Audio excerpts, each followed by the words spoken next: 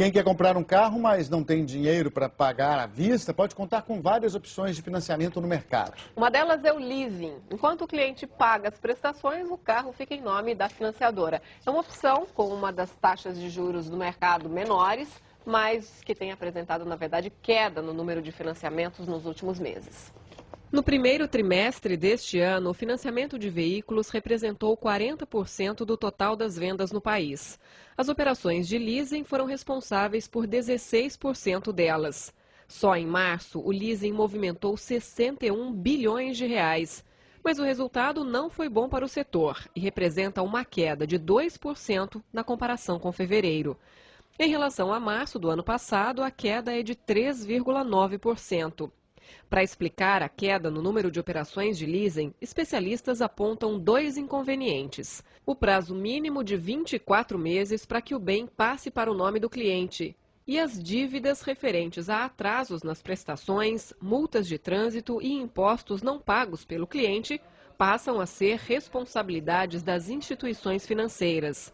Mas as prestações, geralmente mais baixas, são o maior atrativo do leasing.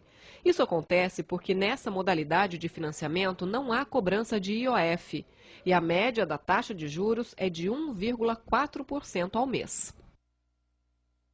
Pois é, se a taxa é melhor, por que será que esse tipo de financiamento está diminuindo o número desse tipo de financiamento? As vantagens e as armadilhas do leasing de veículos, esse é o tema da nossa coluna sobre defesa do consumidor dessa semana.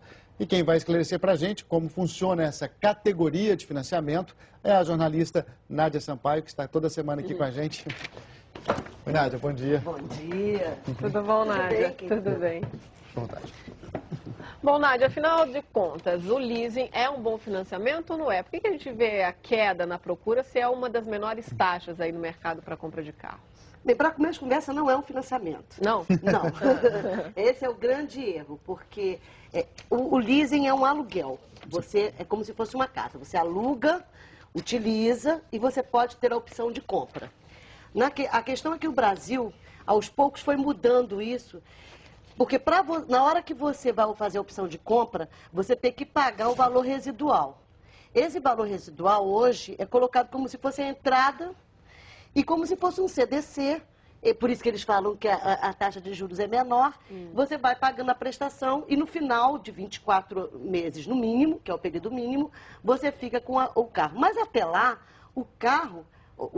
quer dizer, o bem, que pode ser um carro, pode ser um avião, pode ser uma máquina, é do arrendatário, é da empresa, não é do consumidor. É diferente do crédito direto ao consumidor, que o carro já é seu, no caso, quando você compra um apartamento pelo crédito direto ao consumidor, o bem já é seu e fica alienado à empresa. Ou seja, caso você não pague, a empresa pode tirar o carro ou o imóvel. Mas no caso do leasing, é um aluguel.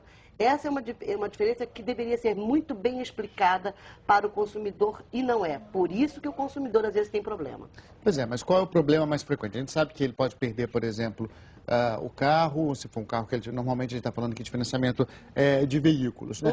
Mas, para o consumidor que pretende pagar direitinho e pretende estabelecer, por exemplo, esse contrato de 2 anos e ter o carro no final dessas prestações, que tipo de problemas mais comuns ele pode enfrentar nesse tipo de suposto financiamento? Pois é, a questão é que, como o carro não é dele, ele não poderia mexer no carro. Por exemplo, não poderia botar um DVD, um REC, alguma coisa que mexesse no carro. Hoje em dia, como as pessoas acham que você vai ficar com o carro, a financeira entende que você vai ficar com o carro, essas coisas que você poderia retirar se você fosse devolver, não acontecem muitos problemas. Mas você quer ver uma questão que dá problema? O gás, kit gás. Por quê? Porque você, quando bota o kit gás, segundo a financeira ou a arrendatária, você está modificando e mexendo na parte elétrica e, portanto, você tem um problema com a garantia do carro. Só poderia colocar alguma coisa que mexesse com a parte elétrica ou com o motor depois dos no mínimo 2 anos. Só que isso... Por exemplo, quem trabalha com táxi ou que precisa do carro para um uso maior e que prefere botar o kit gás, vai ter problema se precisar passar por uma vistoria do Detran. Essa é uma questão que você só vai descobrir na hora de fazer a vistoria, porque em outros estados não é preciso fazer vistoria no Detran com relação à colocação do kit gás. Esse é um grande problema. Oi, Nádia. Oi. E no caso de perda total do carro, o consumidor ele fica obrigado a pagar as parcelas que faltam para quitar o carro ou não? No caso de perda total, você normalmente tem um seguro. Todo carro que ainda está sendo pago precisa, então, ter um seguro. Se for uma perda total, a seguradora vai pagar totalmente o valor e esse dinheiro vai ficar com quem está alugando, né, com o arrendatário.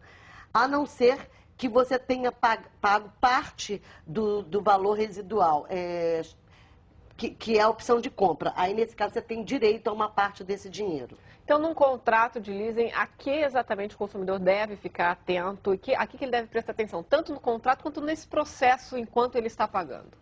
Em primeiro lugar, ele deve perguntar bastante na hora de fazer a opção.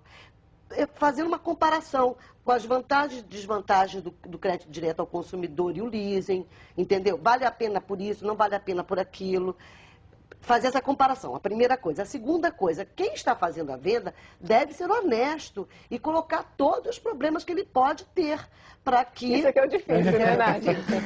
E, em terceiro lugar, é pedir a cópia do contrato, que muitas vezes não é dada. E pelo Código de Defesa do Consumidor, as cláusulas que tiram direitos do consumidor, elas têm que ser colocadas em letras maiores e em negrito, com destaque, para que o consumidor saiba aquilo que pode ser retirado do direito dele. Uhum. E isso também não é feito. Se ele tem um contrato claro, com essas cláusulas em destaque, ele também vai ter mais proteção. Então, por isso, ele tem que exigir esse contrato, que também nem sempre é dado por livre e espontânea vontade.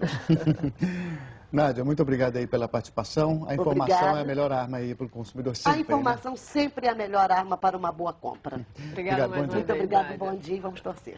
Curitiba, 3027-0535. São Paulo, 3211-7222. CWB Consultoria, defendendo seus direitos.